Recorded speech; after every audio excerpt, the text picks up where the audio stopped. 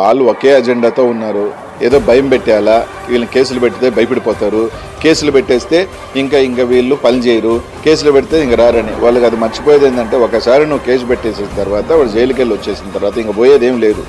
ఇంకా డబ్బులింతలుగా పోరాటం చేస్తాడే కానీ, ఇంకా కూడా కసిగా పనిచేస్తాడే కానీ, అది తెలియక మేము కేసులు పెట్టేస్తే వైఎస్ఆర్ కాంగ్రెస్ పార్టీ భయపడిపోతుంది, నాయకులు వణికిపోతారు, ఇంకెవరు రారు, అనవదొక్కేయచ్చు అనుకోవటం అది మూర్ఖత్వం.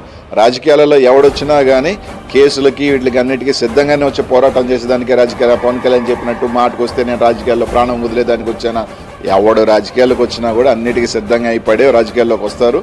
కాబట్టి ఈరోజు వైఎస్ఆర్ కాంగ్రెస్ పార్టీలో జగన్మోహన్ రెడ్డి గారి నాయకత్వంలో పనిచేసేవాళ్ళు మేము. జగన్మోహన్ రెడ్డి గారి నాయకత్వంలో భయం అనేది ఎరగని నాయకులం కానీ అందరం కూడా ఎదిగాం.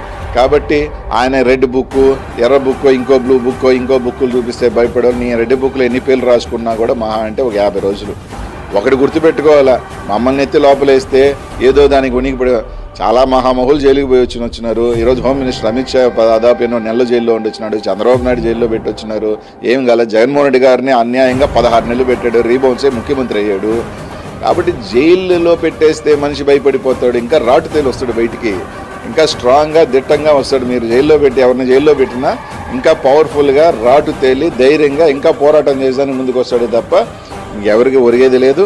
ఇట్లా బీసీలని అదిగా స్పెషల్గా టార్గెట్ చేసి, అది కూడా దాంట్లో ఎతికెత్తికి ఒక్కొక్క సామాజిక వర్గంలో ఒక్కొక్క నాయకుడిని టార్గెట్ చేసి ఈరోజు చేసినంత మాత్రాన ఎవరు తలొగ్గేది లేదు, భయపడేది లేదు. ప్రజలు చూస్తూ ఉన్నారు, ప్రజలు గమనిస్తూ ఉన్నారు. మీ హింస, మీ రెడ్ బుక్ రాజ్యం